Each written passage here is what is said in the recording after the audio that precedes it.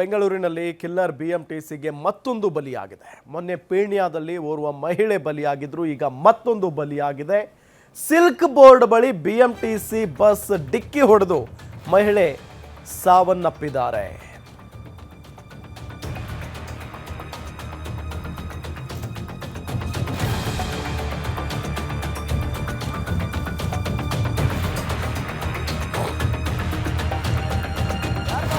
ಹಂಚಿಪುರ ಕಾಲೋನಿಗೆ ಹೋಗ್ತಾ ಇತ್ತಂತೆ ಬಸ್. ಬೆಳಗ್ಗೆ 9 ಗಂಟೆಗೆ ರೂಟ್ ನಂಬರ್ 213R ಬಸ್ ಹೋಗ್ತಾ ಇತ್ತು. ಸೊ ಈ ಸಂದರ್ಭದಲ್ಲಿ ಆಗಿರುವಂತ ಘಟನೆ ಕೇವಲ 5 ದಿನದಲ್ಲಿ ಯಮರೂಪಿ ಬಿಎಂಟಿಸಿಗೆ 2 ಬಲಿಯಾಗಿದ್ದಾವೆ. ಕಳೆದ ಶುಕ್ರವಾರ ಅಷ್ಟೇ ಪೀಣ್ಯ 2ನೇ ಹಂತದಲ್ಲಿ ಎಲೆಕ್ಟ್ರಿಕ್ ಬಸ್ ಡಿಕ್ಕಿ ಹೊಡೆದು ಓರ್ವ ಮಹಿಳೆ ಸಾವನ್ನಪ್ಪಿದ್ರು. 25 ವರ್ಷದ ಯುವತಿ ಸುಮಾ. ಇಂದು ಮತ್ತೊಂದು ಬಿಎಂಟಿಸಿ ಬಸ್ ಡಿಕ್ಕಿ ಹೊಡೆದು ಮಹಿಳೆ ಸಾವನ್ನಪ್ಪಿದ್ದಾರೆ.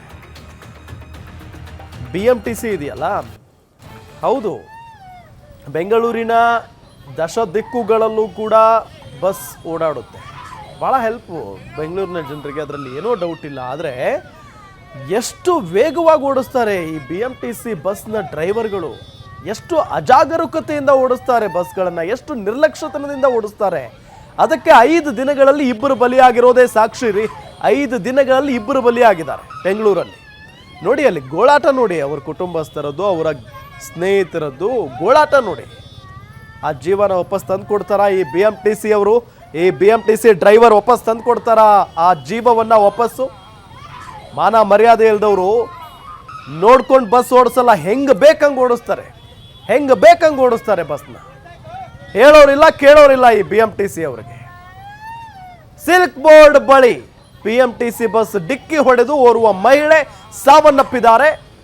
ಆ ಮಹಿಳೆಯ ಜೊತೆಗಿದ್ದಂತ ಆಕೆಯ ಗೆಳತಿನೋ ಅವರ ಸಂಬಂಧಿಕರು ಯಾರೋ ಗೊತ್ತಿಲ್ಲ, ಹೆಂಗ್ ಗೋಳಾಡ್ತಾ ಇದ್ದಾರೆ ನೋಡಿ. ಯಾರ್ದೋ ಜೀವ ಹೋಗ್ಬಿಡುತ್ತೆ, ಆದ್ರೆ ಇವರ ವಿರುದ್ಧ ಮಾತ್ರ ಕ್ರಮ ಆಗಲ್ಲ. ಈ ಬಿಎಂಟಿಸಿ ಡ್ರೈವರ್ಗಳು ಕೆಲವರಿದ್ದಾರೆ, ಪಾಪ ಎಲ್ಲರೂ ಅಲ್ಲ, ಕೆಲವರು ಹೆಂಗ್ ಬೇಕೋ ಹಂಗೆ ಬಸ್ಸನ್ನ ಓಡಿಸ್ತಾರೆ, ಹೆಂಗ್ ಬೇಕೋ ಹಂಗೆ. ಮಾನ ಮರ್ಯಾದೆ ಇಲ್ದವರು ಎಷ್ಟು ಜೀವಗಳನ್ನ ಇನ್ನೂ ಬಲಿ ಪಡ್ಕೋಬೇಕು ಅನ್ಕೊಂಡಿದಾರೋ ಏನು. ಆ ಜೀವ ವಾಪಸ್ ತಂದು ಕೊಡಕ್ ಸಾಧ್ಯನೇ ಇಲ್ಲ ಇವ್ರ ಕೈಯಲ್ಲಿ. ಈ ಬಿಎಂಟಿಸಿ ಕಿಲ್ಲರ್ ಬಿಎಂಟಿಸಿ ಅಂತ ಹೆಸರು ಬಂದು ಬಹಳ ವರ್ಷ ಆಯ್ತು. ಕಿಲ್ಲರ್ ಬಿಎಂಟಿಸಿ ಅಂತ ಕರೀತಾರೆ. ಎಷ್ಟು ಜನರನ್ನ ಸಾಯಿಸ್ತಾರೆ ಇವರು, ಅಷ್ಟು ಜನರನ್ನ ಬೆಂಗಳೂರಲ್ಲಿ. ನೋಡ್ರಿ ಅಲ್ಲಿ ಒಂದು ಜೀವ ಹೋಗಿದೆ, ಹೆಂಗ್ ಗೋಳಾಡ್ತಾ ಇದ್ದಾರೆ ಪಾಪ. ಈ ರೀತಿಯಾಗಿ ಮೊನ್ನೆ ಪೀಣ್ಯದಲ್ಲೂ ಕೂಡ ಆಯಿತು. ಪೀಣ್ಯ 2ನೇ ಸ್ಟೇಜ್ನಲ್ಲಿ, 2nd ಸ್ಟೇಜ್ನಲ್ಲಿ ಒಂದು ಎಲೆಕ್ಟ್ರಿಕ್ ಬಸ್ಸು ಹೆಂಗೆ ಬೇಕೋ ಹಂಗೆ ಓಡಿಸಿ ಅಲ್ಲಿ ಒಂದು ಜೀವ ಹೋಯಿತು. ಡೀಟೇಲ್ಸ್ ಕೊಡ್ತಾರೆ ನಮ್ಮ ಮೆಟ್ರೋ ರಿಪೋರ್ಟರ್ ಚರಣ್. ಯಾವಾಗ ಆಗಿರುವಂಥ ಘಟನೆ, ಯಾವ ರೀತಿ ಆಗಾಯಿತು, ಕಾರಣ ಏನು?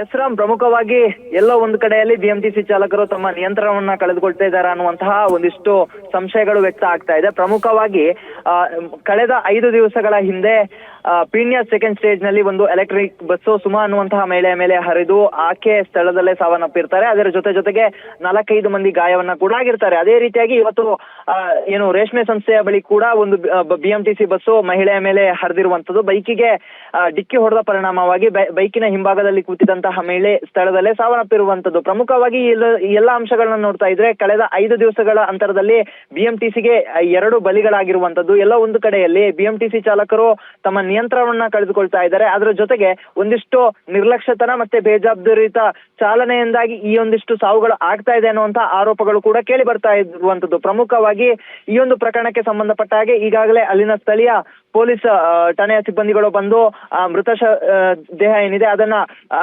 ಮರಣೋತ್ತರ ಪರೀಕ್ಷೆಗೆ ಮತ್ತೆ ಆಸ್ಪತ್ರೆಗೆ ದಾಖಲು ಮಾಡುವಂತಹ ಕೆಲಸವನ್ನ ಮಾಡಿರುವಂತದ್ದು. ಪ್ರಮುಖವಾಗಿ ಆ ಮಹಿಳೆ ಯಾರು ಅನ್ನೋದ್ರ ಬಗ್ಗೆ ಕೂಡ ಪೊಲೀಸರು ಈಗಾಗಲೇ ತನಿಖೆಯನ್ನ ನಡೆಸ್ತಾ ಇರುವಂತದ್ದು. ಏನು ಇವತ್ತಿನ ಅಪಘಾತ ಏನಿದೆ, KR ಮಾರ್ಕೆಟ್ ನಿಂದ ಹೋಗ್ತಾ ಇದ್ದಂತಹ ಬಸ್ ಏನಿತ್ತು, ಆ ಒಂದು ಬಸ್ಸು ದ್ವಿಚಕ್ರ ವಾಹನವನ್ನ ಓವರ್ಟೇಕ್ ಮಾಡುವಂತಹ ಸಮಯದಲ್ಲಿ ಬೈಕಿಗೆ ಗುದ್ದಿರುವಂತದ್ದು. ಬೈಕ್ ಗುದ್ದಿದ ರಭಸಕ್ಕೆ ಚಾಲಕ ಮತ್ತೆ ಹಿಂಬದಿಯಲ್ಲಿದ್ದಂತಹ ಸವಾರ ಏನಿರ್ತಾರೆ ಆ ಬಸ್ನ ಕೆಳಭಾಗಕ್ಕೆ ಬೀಳ್ತಾರೆ. ಆ ಒಂದು ವೇಳೆಯಲ್ಲಿ ಬಸ್ನ ಹಿಂಭಾಗದ ಟಯರು ಮಹಿಳೆಯ ಎದೆ ಭಾಗಕ್ಕೆ ಮೇಲೆ ಹರಿದು ಹೋಗಿ ಮಹಿಳೆ ಸ್ಥಳದಲ್ಲೇ ಸಾವನ್ನಪ್ಪಿರುವಂತದ್ದು ರಾಮ್. ಪ್ರಮುಖವಾಗಿ ಇದರಿಂದಾಗಿ ಆದಷ್ಟು ಇನ್ನಷ್ಟು BMTC ಚಾಲಕರಿಗೆ ಒಂದಿಷ್ಟು ತರಬೇತಿಗಳನ್ನ ನೀಡುವ ಕೆಲಸ ಆಗಬೇಕಾಗ್ತಾ ಇದೆ. ಯಾಕಂತ ಹೇಳಿದ್ರೆ ಈ ರೀತಿಯಾದಂತಹ ಪ್ರಕರಣಗಳು ಜಾಸ್ತಿಯಾಗಿ ದಾಖಲಾಗ್ತಾ ಇರೋದ್ರಿಂದಾಗಿ BMTC ಎಚ್ಚೆತ್ತುಕೊಳ್ಳದೆ ಹೋದ್ರೆ ಮುಂದಿನ ದಿನಗಳಲ್ಲಿ ಜನ BMTCಯನ್ನ ಕಂಡ್ರೆ ಭಯ ಪಡುವಂತ ಸ್ಥಿತಿ ನಿರ್ಮಾಣ ಆಗೋದು ಖಂಡಿತ ರಾಮ್.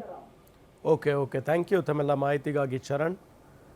ಅಂದರೆ ಬೇಕಾಬಿಟ್ಟಿ ಡ್ರೈವರ್ಗಳನ್ನು BMTC ಆಯ್ಕೆ ಮಾಡ್ಕೊಂಡಂಗೆ ಕಾಣಿಸ್ತಾ ಇದೆ ಅಲ್ಲಿ. ಈ ರೀತಿಯಾಗಿ 5 ದಿನದಲ್ಲಿ 2 ಜನರನ್ನ ಬಲಿ ತೆಗೆದುಕೊಂಡಿದ್ದಾರೆ ಅಂತ ಅಂದರೆ ಆ ಡ್ರೈವರ್ಗಳಿಗೆ ನಿಜ ಅವರು ಡ್ರೈವರ್ಗಳು ಅನ್ನಬೇಕು ಅಥವಾ ಇನ್ನೇನು ಅನ್ನಬೇಕು ಅನ್ನೋದು ಗೊತ್ತಾಗ್ತಾ ಇಲ್ಲ ನಮಗೆ.